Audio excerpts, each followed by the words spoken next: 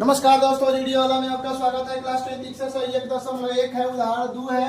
इसमें कह रहा है कौन चीज की ए कोई धनात्मक सम पूर्णांक है जिसमें b का मान 2 दे रखा है और q बराबर पूर्णांक है।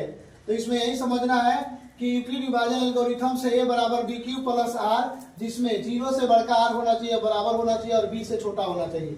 तो a का मान लिखेंगे 2q प्लस r है और ये 0 से बढ़कर r होना चाहिए और 2 से छोटा होना चाहिए। b की जगह पर 2 है तो 2 से छोटा होना चाहिए। तो r का मान क्या क्या हो सकता है, संभव है 0 और r संभव है। तो r बराबर 0 रखने से a बराबर हो जाएगा 2q प्लस 0, यानी a बराबर 2q।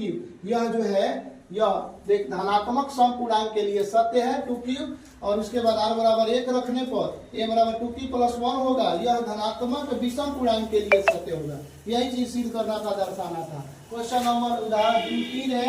प्रश्न से a बराबर धनात्मक विषम पूर्णांक है, b बराबर यहाँ पर 4 है और q कोई क्या है, पूर्णांक है। q कोई केवल पूर्णांक है, q का मान जो है वह केवल पूर्णांक है।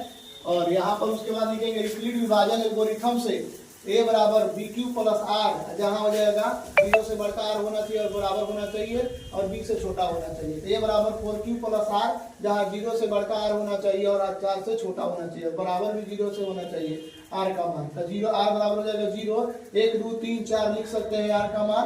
r बराबर एक बार 1 रखने पर, क्योंकि यहाँ पर केवल विषम पूर्णांक के बारे में सिद्ध करने के लिए कह रहा है, इसलिए r का मान एक बार 1 रखेंगे और एक बार 3 रखेंगे। केवल इसमें अंक में 0 1 2 3 में केवल एक विषम पूर्णांक है और एक केवल ये 3 विषम पूर्णांक है।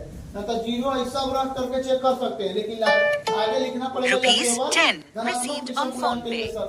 इसलिए लिखेंगे r बराबर 1 रखने पर a बराबर 4q प्लस 1, इसलिए r बराबर 3 रखने पर a बराबर 4q प्लस 3। यह धनात्मक विषम पूर्णांक के लिए सत्य है। इसी तरह वीडियो को देखने के लिए लाइक सब्सक्राइब शेयर करें।